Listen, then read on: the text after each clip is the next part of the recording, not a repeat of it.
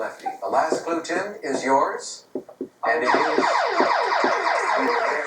And at the moment, you enjoy a $3,800 lead. Alright, well, I guess you're going to get an extended video tonight. Welcome to the penultimate wager. I'm Keith Williams. And Tim has this daily double in a category he clearly doesn't like. He's got a $3,800 lead over Laurie.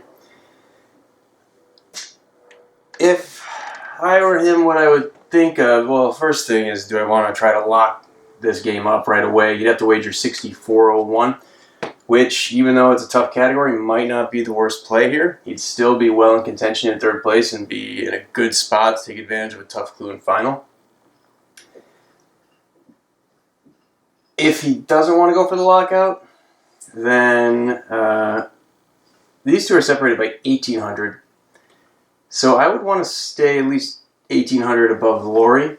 That would put Laurie in what's known as Stratton's dilemma. It would force her to wager everything against Erin, because you know if it's anything related to English or even probably any category, Erin's going to go big here, or could go big. So at most, it'll be $19.99 at most. So let's see what he actually does. If I can hit the right button. Let's bet Don't. 500. Okay. Here's the clue. I thought he was going to say The 5,000. 1936 book An Actor Prepares Oh my was God. a methodical approach to the subject by this Russian. 2000? Who is Chekhov? No. Who is Stanislavski? Konstantin Stanislavski. So you're still in the lead, but at 13,500. It's still anyone's game, obviously. Final Jeopardy category will have something to do with determining that. World fauna is the subject. Okay, now we get to go through the regular video with Tim at 13.5, and that was a good wager. I really thought I was going to say 5,000. I was getting scared because that would have just been really bad. So it worked out there, and now Laurie has to go all in, basically. I'm curious about Laurie's troll. What the story behind that is, I'd like to know more. She's wearing it on her lapel here.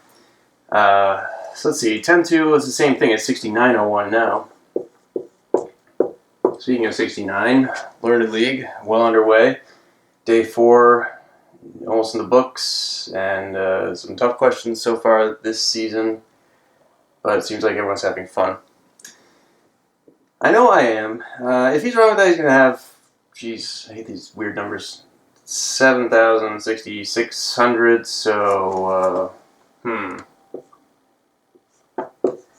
that's going to be weird. Yeah. And that's weird because that's going to be the same on the upside. So there's going to be some weird wager to tie possibilities here.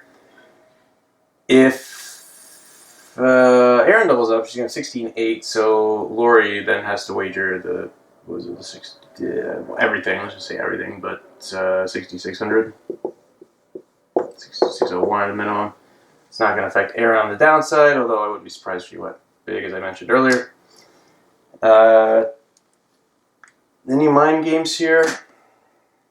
I don't think there are too many, but I'll start with these zero cover wagers. So there's that 1,800, which makes it the same. 1,800 on the downside here, and that 3,600 is double on the downside. Here, Tim would cap his at 3,300. And there's where it is. So the 3,300 on the downside would get a 10-2. But if he gets it right with 3,300, not taking that dollar into account, that's going to put him at 16.8, which is double Erin's total. So I could see Erin wagering everything here. I don't think it's a great move. But where's this? Does 69.01 have anything to do with anything? I don't know. I'll just use another color because I don't like it. It's brown. Hey. I think it's a crappy wager. And Erin has been known to leave $1 or $2 behind. $2 yesterday. So what do I think everyone's going to do here? I hope Laurie goes for broke. I assume Tim's going to wager 69.01. And it's always good to have a math person on the show because typically they know what to do. And clearly Tim knew how to play that daily double there. And I have no reason to doubt he'll know how to play Final Jeopardy. Although he might be tempted into that if he sees it. Just because if he's anything like me, I like the fun wagers a little bit more than the boring wager to win by $1 wagers. And I expect Erin to go for pretty much everything again, even though it doesn't make any sense. But if she wagers 1,800, I will be very pleased. Anything else here? I guess we could have a three-way tie if Erin wagers 1,800 and Tim wagers 3,300 and Laurie for some reason wagers 0. So let's see what happens. Anything on the outside here? Oh yeah, I forgot this 3,300 wager for Laurie. So that really narrows down her range. All right, let's see what we got going on here. Elysium. Not flora, but world fauna. The category for Final Jeopardy. Here is the clue, players. Platypuses are to this Pacific island what alligators are to Florida. 30 seconds. Good luck.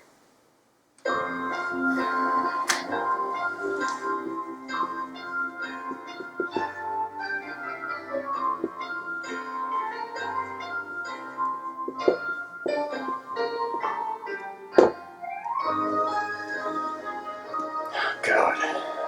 I know there's only one island where it exists. Is it Tasmania? No, I don't think it's Tasmania. Is it? It must. I don't know. It's not New Zealand. Either of them. And this island is the platypus capital of the world. We start with Erin, our champion. She was in third place with 8,400, and she wrote down, what is New Zealand? Sorry, incorrect. It cost you how much? Well, she made the right. At least she wagered everything there. That's good. Let's go to Laurie. She had 10,200. Her response was Papua New Guinea. Sorry, Laurie. That'll cost you something. Yeah, that's too much. If New Guinea is right, that's too much information. It doesn't even one of the countries that's on New Guinea. We come to Tim, is it Borneo? Is it another possibility? 500. The island he selected was the correct one. Tasmania. Yes. Was it a guess? Is that or Australia? Okay. You had 6901 as you become the new champion with 20,000. Oh, congrats, Tim. Keep breathing. Keep breathing. We'll see him tomorrow. And it's just for me that I go ahead and mention Laurie's League and then flip what people there call the Cosmic coin, where I get down to 2 answers and I pick the wrong one. Although I was a little bit more certain about this one, though I do remember a children's book that I had where I remember the platypus diving underwater, and for some reason it was all Australian stuff, and I think there's a Tasmanian devil involved too, but not on the same page. That's why I didn't think they were the same thing, because when you think of Tasmania and you think of weird creatures, you think of or whatever he says. I hope some of you who are Archer fans saw the question about Charles Drew and got a very, very good chuckle out of that, because that's one of my favorite lines. It has to do with the difference between Carl Landsteiner, who was the discoverer of blood groups, and Dr. Charles Drew, who is just name-dropped in a very funny line. Definitely not safe for work, but yeah, we'll leave it at that for now, unless you're a little bit more adventurous and want to go find it. It's in... what was it? Heart of Archness number 3, I think, the third one of the third season. It's definitely Heart of Archness. I think it's the third one. Yeah, it definitely is, because that's where there's a blood transfusion involved. Anything else? I had some notes. Oh, Wrapped Around Your Little Finger. I love that song, and I think Erin said Littlefinger must be watching too much Game of Thrones and was thinking someone was talking about Sansa Stark. I didn't know there was someone named Hamilton Fish. I thought Go Hamilton Fish was going to be about the musical, or about someone else named Hamilton, or just a bunch of people who had Hamilton in their name. I didn't realize I had to pay more attention. Next time on Houston Street, I'll have to find out where his park is. And unless it's that, what was it? I wonder, no, it's Canal Street, I'm thinking of, never mind. Matterhorn Mont Blanc, when you eliminate one, you leave the other, but the French name was drawing me in one direction. And I had a couple big ticket negs there on the, I also said Guffman, just because I figured that was probably a play before it was a movie. And the Mont Saint-Michel, not the Mont Saint-Michel, but the $2,000 clue in the mountain thing, it was a monastery or something, or some woman's walk and something else having to do with religious stuff. And I said, oh, Mont's, and then I realized it's not really a mountain, it's just a little crag of rocks just off the coast. Alright, well, I'll be over here licking my wounds until Wednesday's game, and we'll see if our new champ can repeat, as Erin did.